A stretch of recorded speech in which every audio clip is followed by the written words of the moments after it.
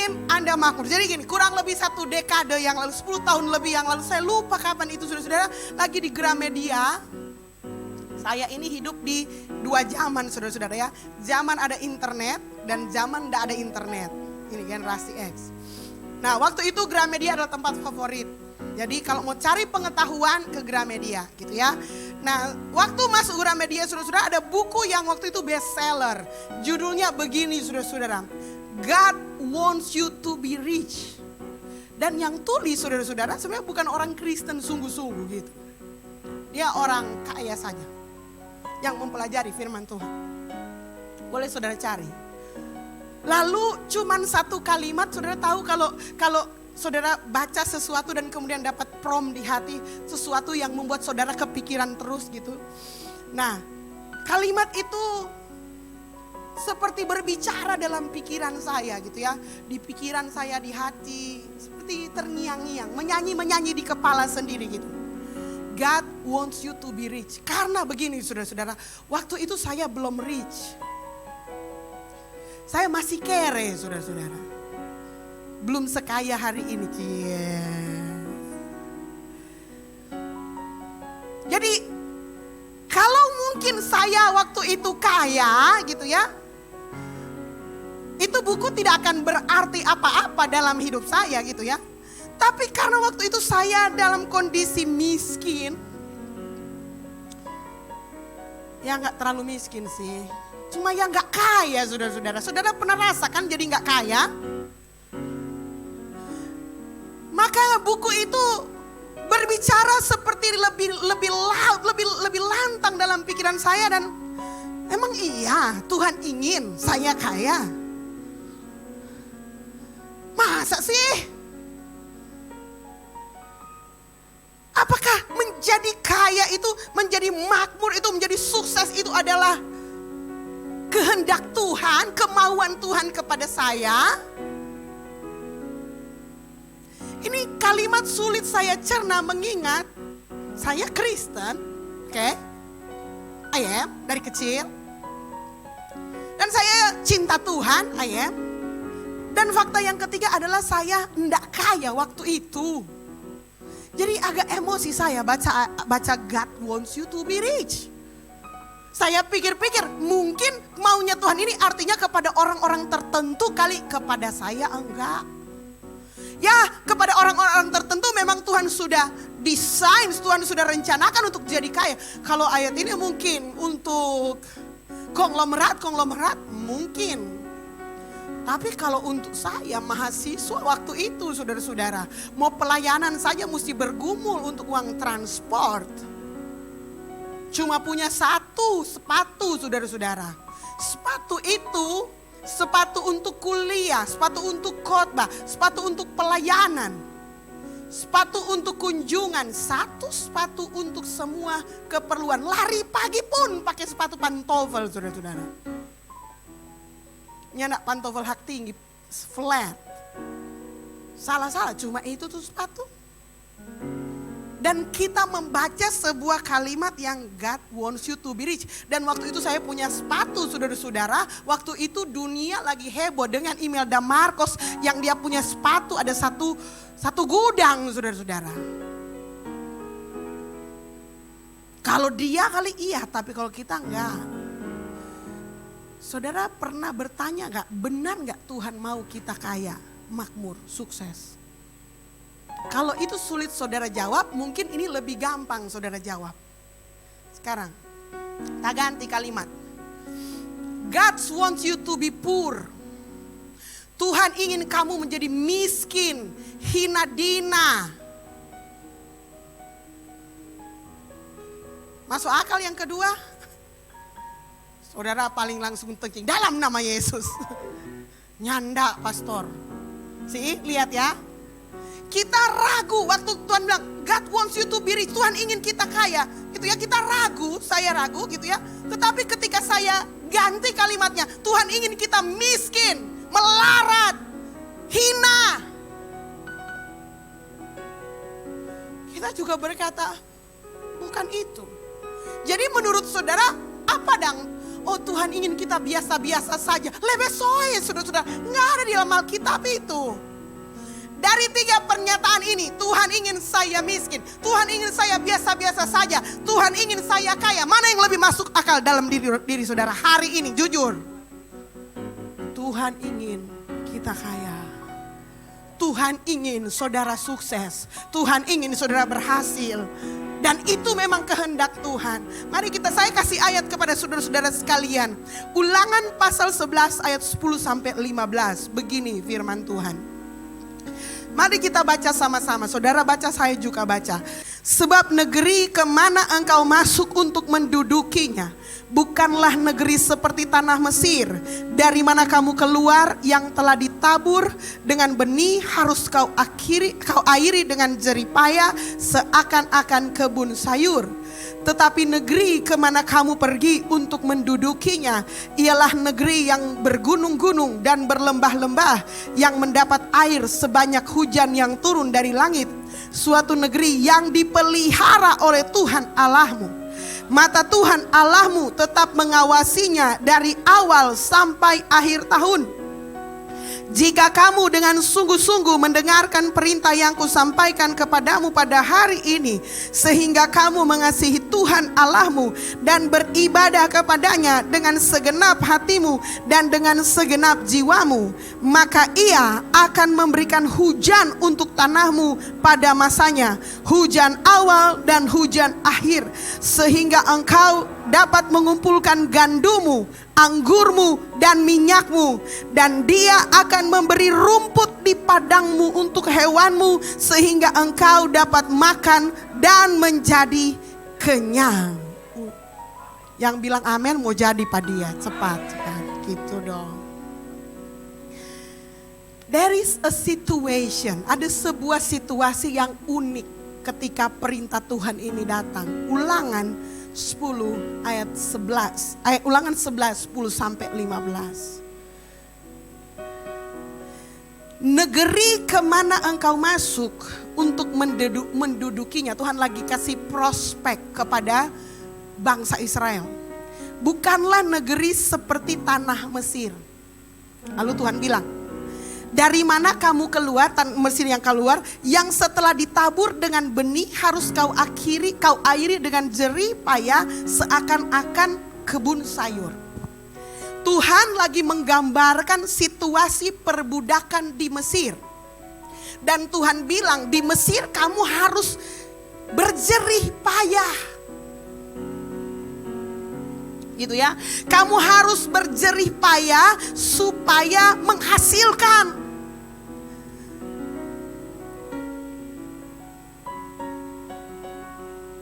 Di Mesir kamu harus berjuang. Boleh bilang kamu harus bekerja setengah mati supaya bisa makan sayur. Itu di Mesir. Sebuah keadaan di mana mungkin kita sedang menghadapinya hari-hari ini.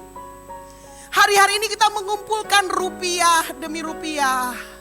Kumpul 1 hari, habis 1 hari. Kumpul 1 minggu, habis 1 hari.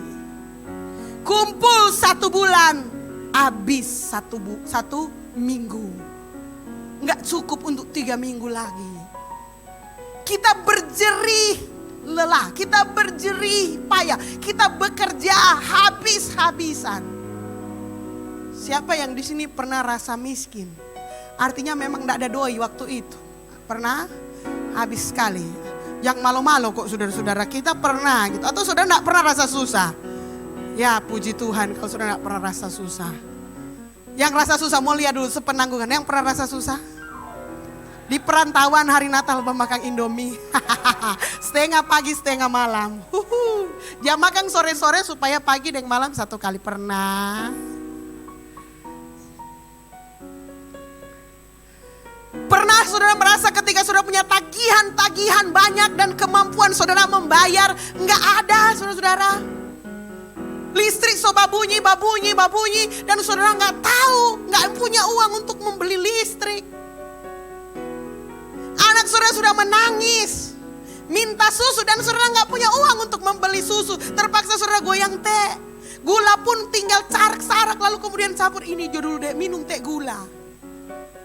Nggak punya teh gula, saudara tinggal tunggu beras mendidih, saudara kemudian ambil airnya, lalu saudara taruh garam sedikit dan bilang minum ini dulu. Atau mungkin saudara juga saking miskinnya pernah mencuri. Pernah nggak? Itulah situasi di mana orang Israel berada waktu di Mesir. Kalau bahasa keren sekarang, orang itu bekerja aktif income. Mesti bekerja, baru makan. Oke? Tapi Tuhan bilang, ini idenya Tuhan. Tetapi, kalau sudah kata tetapi senang. Tetapi negeri kemana kamu pergi untuk mendudukinya, senang sekali kita ini kata tetapi.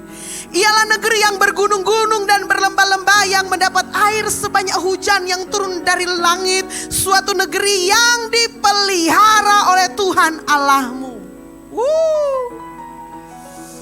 Pergantian situasi, saudara-saudara. Dari situasi di mana engkau struggle dengan kehidupan ekonomimu, Tuhan bilang gini, kamu akan pergi di satu negeri di mana Tuhan akan pelihara kamu. Kita bilang ini tuh DP bahasa ekonomi sekarang, passive income. Apakah passive income berarti orang tidak bekerja sama sekali? Ada dia bekerja. Orang masih bekerja, marnya tidak mati sama dengan di masih ada kerja. Ini ya, lihat ya.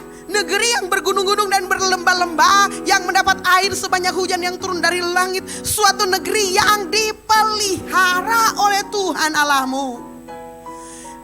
Dan Tuhan menjamin begini, mata Tuhan Allahmu tetap mengawasinya dari awal hingga akhir tahun.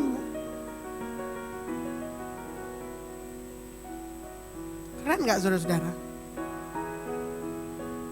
Jika kamu dengan sungguh-sungguh mendengarkan perintah yang kusampaikan kepadamu pada hari ini, sehingga kamu mengasihi Tuhan Allahmu dan beribadah kepadanya dengan segenap hatimu dan dengan segenap jiwamu, maka Ia akan memberikan hujan untuk tanahmu pada masanya, hujan awal dan hujan akhir. Mengapa saudara-saudara? Hujan awal dan hujan akhir. Karena yang dibutuhkan tanaman itu hujan awal, pada waktu saudara baru menabur benih, itu perlu air untuk dia bertumbuh. Dan hujan akhir untuk apa saudara-saudara? Sebelum mereka menuai, mereka perlu air supaya potensi dari tumbuhan itu akan maksimal. Itu artinya hujan awal dan hujan akhir. Dari kehidupan iman saudara masih kecil, Tuhan sudah kasih hujannya, rohnya, kemampuannya, kesanggupannya, dan terus Tuhan pelihara. Dan terakhir sebelum menuai, Tuhan kasih hujan akhir supaya potensi tanaman itu maksimal dan saudara bisa menuai dengan melimpah. Yang bekerja di situ siapa saudara? Tuhan. Kita masih bekerja dikit. Bukan malaikat yang tanam benih saudara-saudara.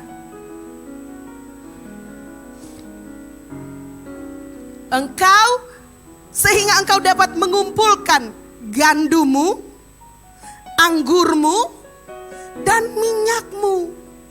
Dan Dia akan memberi rumput di padangmu untuk hewanmu, sehingga engkau dapat makan dan menjadi kenyang. Ada kerja kita di situ?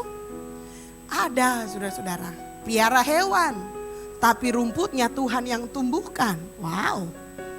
Kita potong hewan yang gemuk dan makan sampai kenyang. Hari ini saudara-saudara, suami saya berbelanja makanan babi lebih banyak dari makanan istrinya. Mesti dikasih makan. Tuh ya.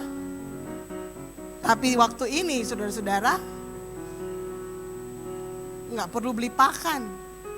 Tuhan sudah kasih pakannya. Dia akan memberi rumput di padangmu untuk hewanmu. Enak ya, kita piara hewan yang kasih makan Tuhan. Enak gak? Terjadi perubahan situasi dari miskin, sengsara, diperbudak. Kemudian Tuhan menjanjikan sebuah negeri di mana kita dipelihara oleh Tuhan, hidup dalam berkat-berkat Tuhan dari awal sampai akhir. Amin. Bukankah itu hal yang luar biasa? Sekarang pertanyaan saya, saudara ada di mana? Di sini atau masih di sini? Di Mesir. Masih di Mesir, pastor. Aduh, masih susah ini, masih bak kontrak, masih setiap bulan cari sewa ini, masih bekerja mati-matian ini. Banting tulang, banting diri, banting segala-gala. Ada yang masih sini? Nggak apa-apa. Torang juga semua dari sini. Cuman pesan kita adalah tolong jangan terlalu lama di sini, guys. Amin. Apa yang terjadi dengan firman Tuhan? Gini, walaupun saudara masih ada di situasi sini, saudara harus punya iman. Saudara harus punya keyakinan bahwa Tuhan akan memberikan negeri itu kepada saudara. Mereka tidak langsung berpindah, saudara-saudara, dari Mesir ke Kanaan. Mereka memang melewati padang gurun. Tetapi ketika mereka masih ada di Mesir, mereka sudah tahu bahwa mereka akan menduduki tanah perjanjian. Apa yang akan membuat engkau bertahan dari situasi yang sulit, saudara-saudara? Kerjakan saja. Yang penting ada keyakinan bahwa engkau akan duduk di sana di tanah perjanjian. Yang jadi, boleh tepuk tangan. Yang jadi masalah adalah saudara masih ada di situasi ini dan saudara kehilangan kepercayaan bahwa saudara akan menduduki tanah perjanjian. Memang tahu Tuhan kehendaki kita miskin. So tua begini masih begini tuh keadaan ekonomi. Ya memang ini Tuhan pe jalan pak kita. Ya ini tapi salib itu bukan salib, saudara-saudara. Bukan salib yang Tuhan mau. Tapi Tuhan sementara berproses dan bekerja supaya kita siap memasuki tanah perjanjian. Tetapi yang harus ada dalam hati kita, tanah perjanjian itu real, itu ada, itu bisa dinikmati. Engkau akan hidup di dalamnya. Itu janji Tuhan buat kita. Amin. Kita harus punya keyakinan itu, saudara-saudara. Sebelum kita benar-benar kaya, istilahnya passive income, that's okay kita masih active income. That's okay kita masih bekerja, bangun hampir siang, tidur paling lat, kemudian bekerja, atur segala sesuatunya. That's okay, kita mengerjakan apa yang Tuhan percayakan kepada kita hari ini. Kita masih tanam sayur, kita masih tanam benih, tapi kita percaya bahwa ada satu tempat di mana kita akan menikmati kebebasan finansial. Karena Tuhan telah bekerja dalam ekonomi kita. Sesuai dengan janji Tuhan. Jangan sampai saudara bekerja di sini tanpa pengharapan bahwa saudara akan sukses, berhasil dan kaya. Amin. Jangan sampai. Karena itu akan membuat saudara semakin tenggelam. Saudara mungkin berdoa, Tuhan saya ingin usaha saya berhasil. Tuhan saya ingin saya dipromosikan. Tuhan saya ingin punya penghasilan yang besar. Tuhan saya ingin keluar dari kesulitan ekonomi hari ini. Saudara gak boleh cuma diam-diam dan duduk-duduk saja. Saudara kerjakan dulu apa yang Tuhan percayakan sekarang. Yang jadi masalah adalah ketika kita mencoba melakukan sesuatu gitu ya. Dan ketika kita merasa bahwa itu gak mungkin. Dan kita mulai percaya dan menerima destiny kita. Seolah-olah kita memang budak dari kehidupan ini. Kita adalah budak dari uang. Kita budak dari ekonomi. Memang hidup ini hanya untuk mencari sesuap nasi saja. Dan saudara lupa bahwa kalau saudara serius sebenarnya bukan cuma ada sesuap nasi. Tapi ada segenggam berlian yang Tuhan mau percayakan kepadamu. Start dari satu, saudara-saudara. Panggilan Tuhan. Sama-sama bilang panggilan Tuhan.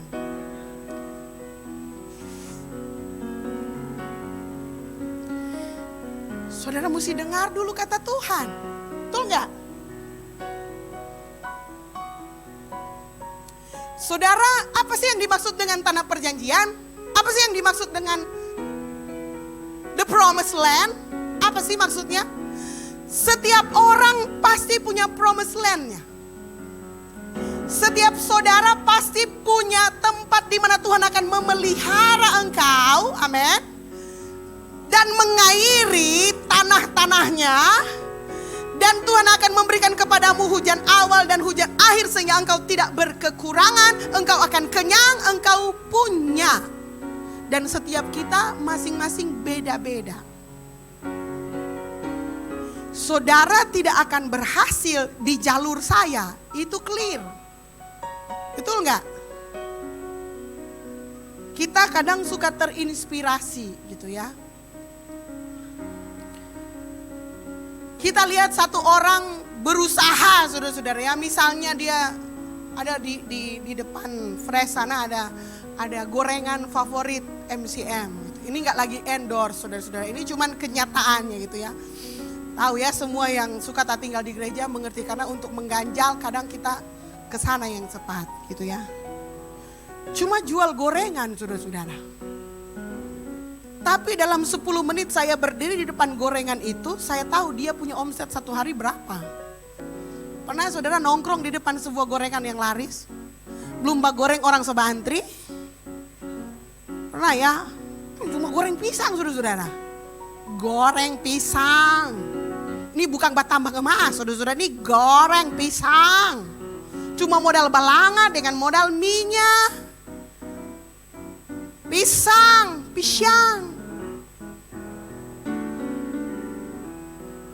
Nah, banyak orang rupa kita kan, wah mau begitu. Serta rasa tuh pisang, tapi pisang boleh lebih enak dari ini. Apa yang orang baking? Kalau dia bisa, saya juga bisa. Lalu saudara beli lapak di sampingnya, buka saingan. Baru 2 minggu saudara menyerah, tutup kios. Karena apa? Ternyata dia bangun jam 3 pagi cari pisang di pasar. Lala kote pastor belum 1 hari saudara masih semangat 45. 2 hari ketika dagangan mulai turun, hujan misalnya, saudara menyerah. Kalah yang di sebelah. Jangan paksa. Saudara tidak dipanggil untuk menjadi penjual pisang goreng. Dia yang dipanggil untuk jadi penjual pisang goreng. Saudara enggak. Kalau saudara cuma mau duitnya, bisa enggak? Bisa, saudara-saudara. Iko jo sama tuh dia baking pasti bisa dapat doi, tapi saudara enggak akan bahagia. Karena saudara tahu, walaupun saudara dapat doinya, saudara nggak akan bahagia. Karena apa? Saudara tahu saudara bukan penjual pisang goreng. Saudara adalah pemakan pisang goreng. Seperti saya. Mengerti maksudnya? Orang lihat, piara babi. Bagus bisnis. Begitu lihat Pastor Gil piara babi, semua berduyun-duyun piara babi. Ya, 2 bulan, babi belum 90 kilo so jual. Beli akan juta tapi babi. Susah kok piara babi. Kalau saudara nggak cinta hewan, saudara mau pi kandang babi, saudara bagi. Ya, kalau orang di kandang babi, Om Roni pi kandang babi, kalau dia ciong tai babi, dia doi.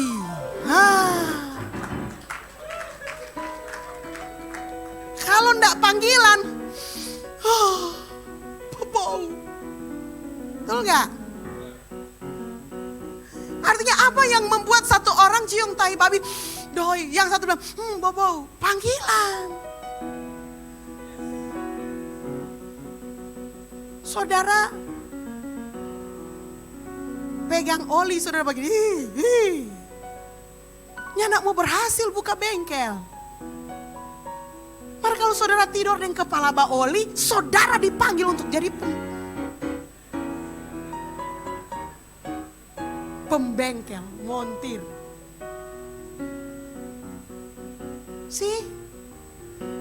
Kita nggak mungkin berhasil di sesuatu yang orang kurang sukai. Your life calling is important. Kamu hanya akan bisa berhasil dan sukses di mana di area yang Tuhan mau engkau ada di situ. Dan untuk itulah Tuhan ciptakan engkau. Tuhan ciptakan engkau, Tuhan sudah tahu sebenarnya apa yang kamu suka. Start dengan apa yang kamu suka.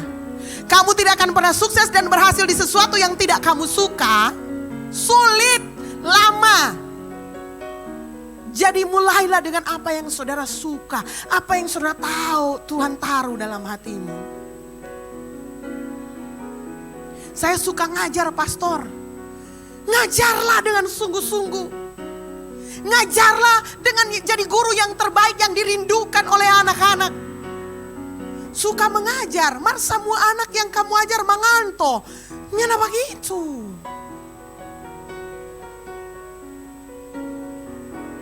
Find your calling.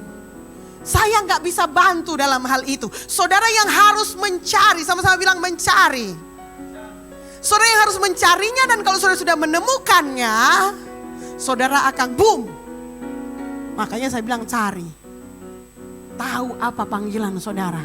Karena kalau saudara tidak tahu panggilan saudara, saudara masih akan lama di Mesir. Bilang amin. Saudara harus cari tahu supaya saudara pindah situasi. What is your passion? Apa yang menggerakkan engkau? Apa yang menyemangati engkau bangun pagi dan kemudian melakukan sesuatu dengan bahagia? Kemungkinan besar di situ panggilanmu. Saya kasih ayat buat saudara-saudara sekalian supaya saudara mengerti. Matius 13 ayat 44 sampai 46.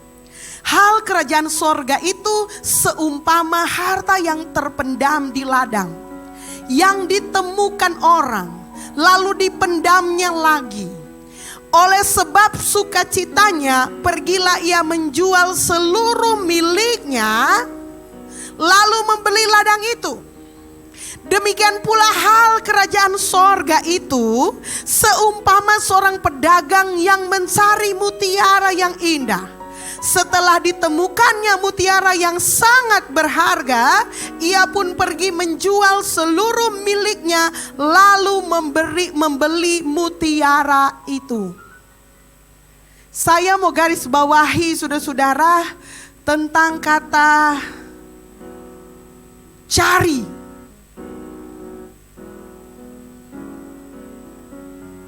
Demikian pula hal kerajaan sorga itu seumpama seorang pedagang yang mencari. Sama-sama bilang mencari. Saya mau tanya, apakah saudara mencari, bukan mencari ya? Apakah saudara mencari harta itu? Harta yang terindah dan terbaik itu? Janji-janji Tuhan dalam hidupmu, apakah saudara mencarinya?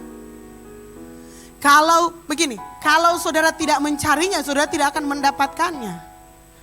Saudara terlalu sibuk dengan situasimu hari ini. Saudara sibuk bergumul day by day. Saudara sibuk mengerjakan apa yang saudara kerjakan hari ini. Dan saudara tidak mencari yang lebih besar dari yang kau kerjakan hari ini. Tidak mencari janji Tuhan atas hidupmu. Perkara-perkara hebat. Harta milikmu yang sesungguhnya. Halo. Saudara gak akan mendapatkannya. Saudara tahu bisnis yang paling keren di akhir zaman ini? Bisnis mencari. Google bisnis apa saudara-saudara? Bisnis mencari. Kita hidup di zaman internet dulu. Dulu belum ada Google, saudara-saudara. Enggak ada search engine. Kalau orang main internet mesti saya isi www. Mesti tahu DP alamat. Baru mau dapat. Nanti lama-lama baru search engine muncul. Yahoo zaman dulu guys. Begini tapi teman. Ini sama susun tesis. Yuk belajarnya giat sekali di perpustakaan ini. Oh iya kita lagi cari bahan tentang single parents. Oh banyak di internet. Kamu tinggal search aja di Yahoo single parent. Nanti bahannya keluar. Tahun itu saudara-saudara, yang saya masih masuk perpustakaan, yang internetnya masih Windows berapa itu ya. Saya bilang, masa semudah itu? Ya coba aja. Lalu kita ke perpustakaan komputer dan kemudian dia mengajarkan saya dan waktu itu masih pakai dan kemudian betul ketik single parents dan muncullah semua artikelnya. Saya bilang, oh it's magic.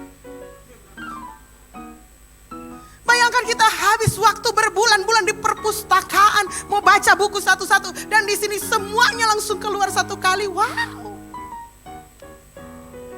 It's magic. Dan mengapa dia bisa berhasil? Karena sesungguhnya gini saudara-saudara, kita semua yang masih hidup, kita sesungguhnya sedang dalam masa pencarian, searching.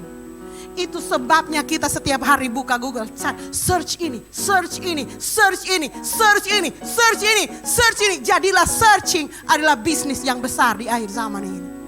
Karena banyak di antara orang yang percaya juga yang sampai hari ini masih mencari.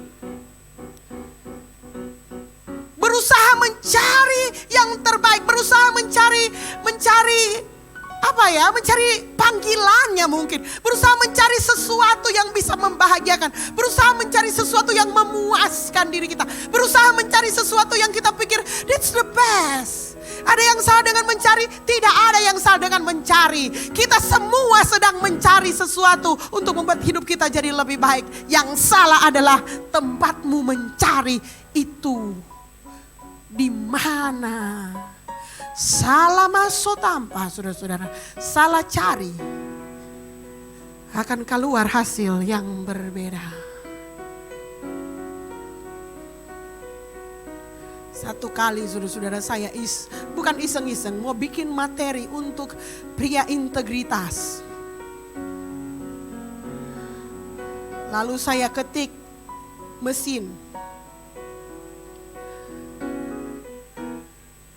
pria sejati.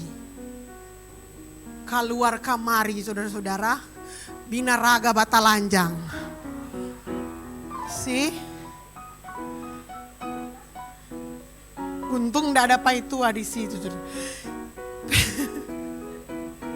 Mau bikin seminar, karena ada yang minta bikin seminar pria sejati dan wanita bijak. Jadi kita kan ya cari. Mesti belajar, ingat? Pria sejati. Karena salah pencet, tak pencet image. Cek, keluar memang binaraga. Setengah talanjang, begini dong tuh pria sejati. Salah mencari. Kita carinya di dunia ini, saudara. Kesuksesan, keberhasilan kita pikir ada di dunia ini. You are wrong, totally wrong. Semua yang dihasilkan dunia ini akan jadi abu, saudara-saudara. Saya pernah nonton sebuah film, saudara-saudara, di sebuah rumah. Ini film horor sebenarnya. Sebuah rumah ada sebuah kamar, saudara-saudara, yang semua yang saudara minta ada di kamar itu. Lalu kemudian, tapi apa yang terjadi? Saudara masuk bilang uang, dolar, 5 triliun, kaki-kaki so ada di kamar itu. Saudara minta anak, kaki-kaki sudah anak di situ.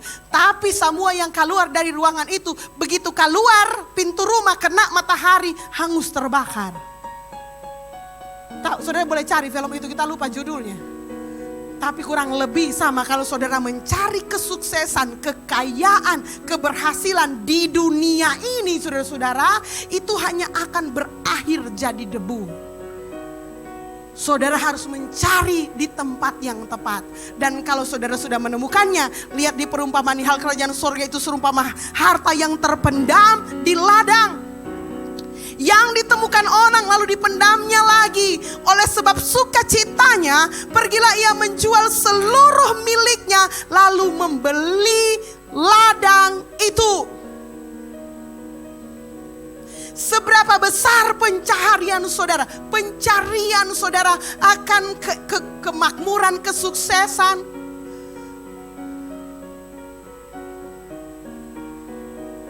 Akan menentukan hasilnya. Dan ingat, cari di tempat yang tepat. Jangan beli ladang kosong. Halo? Lihat ya. Dia sudah temukan dulu. Dia sudah temukan dulu hartanya. Lalu disimpannya lagi. Baru kemudian dia jual seluruh miliknya. Lalu beli ladang itu. Dia nggak jalan-jalan dan kemudian, oh beli tuh tanah sana. Nyanda, itu taktik tol, saudara-saudara. Dia tahu di ladang itu ada harta yang terpendam. Demikian pula kerja seumpama seorang pedagang yang mencari mutiara yang indah. Sesudah ditemukan, sama-sama bilang sesudah ditemukan. Temukan dulu saudara-saudara, baru ketika saudara sudah menemukannya, saudara tinggalkan semua yang lama dan masuk. Jangan belum apa-apa, saudara saya tinggal semua. Moske pada saya tinggal semua, nin tahu for apa? Salah. Ketika saudara sedang mengerjakan yang Tuhan percayakan padamu hari ini.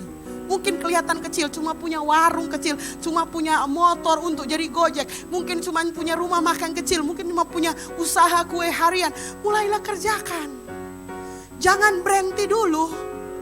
Oh Tuhan dah bicara Pak kita mau punya usaha yang besar, punya toko kue, kita mau punya bakery. Lalu kemudian saudara mulai tidak bekerja dan tunggu janji Tuhan digenapi. Tuhan gak bekerja dengan cara begitu. Tetapi saudara akan terus mengerjakan apa yang sambil percaya bahwa ada harta yang memang dipersiapkan Tuhan untuk saudara. Bilang amin saudara-saudara. Sayang waktu kita masih pendek.